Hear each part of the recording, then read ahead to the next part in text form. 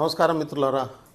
రేపు 15వ తారీఖు నాడు కామారెడ్డిలో పిసిసి అధ్యక్షులు మహేష్ కుమార్ గౌడ్ గారి నాయకత్వంలో రాష్ట్ర కాంగ్రెస్ పార్టీ ఆధ్వర్యంలో గౌరవ ముఖ్యమంత్రి రేవంత్ రెడ్డి గారు, మీనాక్షి నటరాజన్ గారు, జాతీయ కాంగ్రెస్ నాయకులు ముఖ్య అతిథులుగా డిప్యూటీ సీఎం బట్టి విక్రమార్క గారు, మొత్తం రాష్ట్ర క్యాబినెట్, రాష్ట్ర నాయకత్వం అంతా హాజరవుతున్నటువంటి బహిరంగ సభ కామారెడ్డిలో 15వ తారీఖు నాడు జరగబోతూ ఉన్నది.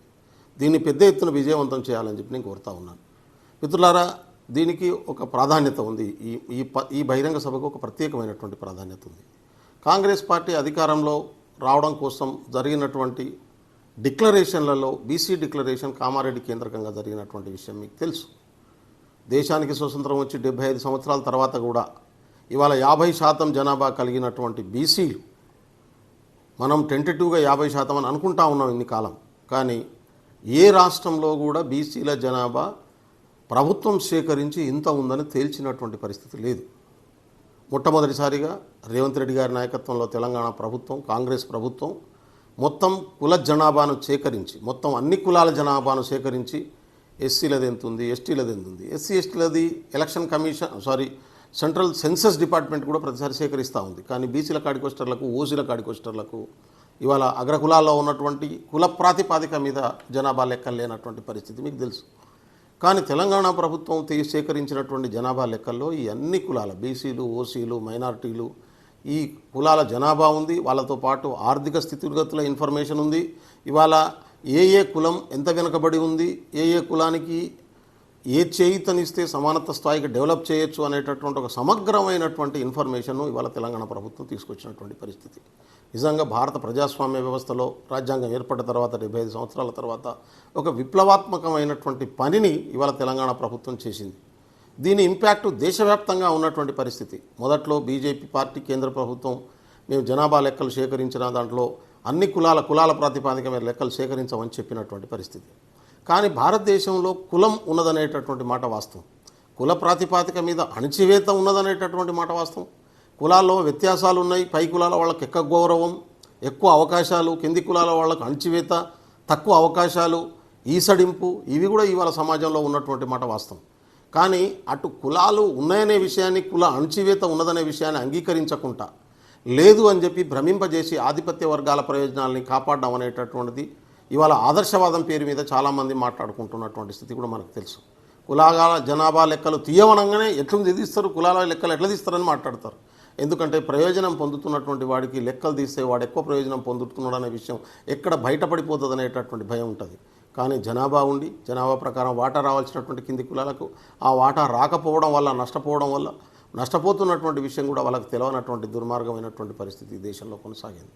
75 సంవత్సరాల తర్వాత కూడా వాస్తవాన్ని మనం చూడకుండా మన సమాజంలో ఉన్నటువంటి, మన ఇంట్లో కనుక 10 మంది ఉంటే ఎవరు బలహీనంగా ఉన్నాడో వాడిని ఐడెంటిఫై చేసి వాడు మిగతా వాళ్ళతో బలంగా కావడానికి కావాల్సినటువంటి చేయూతనిచ్చేటటువంటి పనిని చేపట్టకుండా ఇంతకాలం ఉన్నాం. కానీ కాంగ్రెస్ ప్రభుత్వం, గౌరవ రాహుల్ గాంధీ గారు, మల్లికార్జున్ ఖర్గే గారు ఈ దేశంలో కులాల లెక్కల్ని సేకరించాలని చెప్పి నిర్ణయం తీసుకున్న తర్వాత భారత్ జోడో యాత్ర 2022 సెప్టెంబర్ 7వ తారీఖు నాడు కన్యాకుమారి నుంచి మొదలై జనవరి 30వ తారీఖు 2023లో ముగిసింది. దాదాపు 400 కిలోమీటర్ల యాత్ర నడిచింది. ఆ యాత్రలో వచ్చినటువంటి ఎన్నో వేల మంది, లక్షల మంది కలిసి రాహుల్ గాంధీ గారికి విజ్ఞప్తి చేసిన మేరకు ప్రజల అభిప్రాయాన్ని ఆయన దృష్టిలో పెట్టుకొని ఆ యాత్రలో నేను కూడా ఉన్నా. మీకు తెలుసు, బీసీ జనాభా లెక్కల్ని, కులాల వారీగా జనాభా లెక్కల్ని తీయాలి. దేశంలో ఏ వర్గాలు ఎంత వెనుకబడి ఉన్నాయి, ఏ కులాల పరిస్థితి ఏంటో తెలుసుకోవాలి.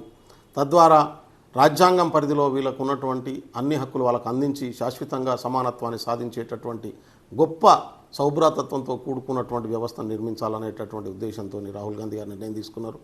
కాంగ్రెస్ పార్టీ ఎన్నికల మేనిఫెస్టోలో పెట్టింది. రేవంత్ రెడ్డి గారు ముఖ్యమంత్రి అయిన వెంటనే తాను ఓసీ కులంలో పుట్టిన, తన మీద ఎన్నో రకాల ఒత్తిళ్లున్నా, ఎన్నో రకాల ఇబ్బందులు పెట్టిన పార్టీ నిర్ణయానికి కట్టుబడి ఇవాళ కులాల జనాభా లెక్కలు తీసినటువంటి ఒక నిజమైనటువంటి కాంగ్రెస్ వాదిగా రేవంత్ రెడ్డి నిలబడ్డటువంటి పరిస్థితి మనకు తెలుసు. అందుకనే ఇది దేశంలోనే రోల్ మోడల్ అయింది. మోడీ గారు కూడా ఇవాళ ఖచ్చితంగా రేపు జరగబోయేటటువంటి జనాభా లెక్కల్లో కులాల జనాభా లెక్కల్ని కూడా తీస్తామని చెప్పి అష్యూరెన్స్ ఇవ్వాల్సినటువంటి పరిస్థితి వచ్చింది. ఈ జనాభా లెక్కల్ని ముందు పెట్టి దేశంలో కనువిప్పు కలిగించేటటువంటి పద్ధతిలో రాహుల్ గాంధీ గారు పెద్ద ఎత్తున దీన్ని ముందుకు తీసుకొస్తున్నటువంటి విషయం కూడా మీకు తెలుసు.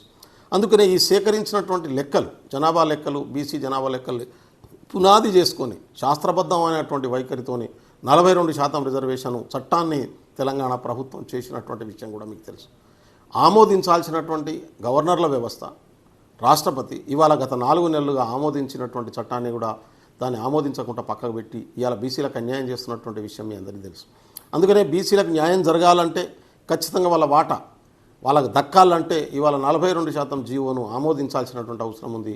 ఇది ఆమోదింప చేయడం కోసం, కేంద్ర ప్రభుత్వం మీద ఒత్తిడి తీసుకురావడం కోసం, ఇక్కడ ఉన్నటువంటి బీజేపీ నాయకుల మీద ఒత్తిడి తీసుకురావడం కోసం, అదేవిధంగా ప్రజలకు వాస్తవాల్ని చెప్పడం కోసం మహేష్ కుమార్ గౌడ్ గారి నాయకత్వంలో రేపు 15వ తారీఖు నాడు కామారెడ్డిలో ఎక్కడైతే బీసీ డిక్లేర్ చేశామో అదే ప్లేస్లో భారీ ఎత్తున బహిరంగ సభ జరుగుతుంది.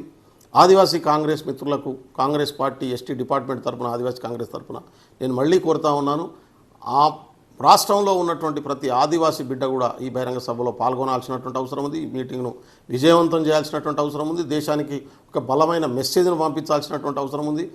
వందల వేల సంవత్సరాలుగా వెనకబడ్డటువంటి బీసీ వర్గానికి వాళ్ళ న్యాయమైన వాటా దక్కడం కోసం వాళ్ళతో అండగా నిలబడాల్సినటువంటి బాధ్యత మనందరి మీద ఉందని చెప్పి తెలియజేస్తూ ఖచ్చితంగా బహిరంగ సభను విజయవంతం చేయాలని చెప్పి కోరుతా ఉన్నాను. నమస్కారం.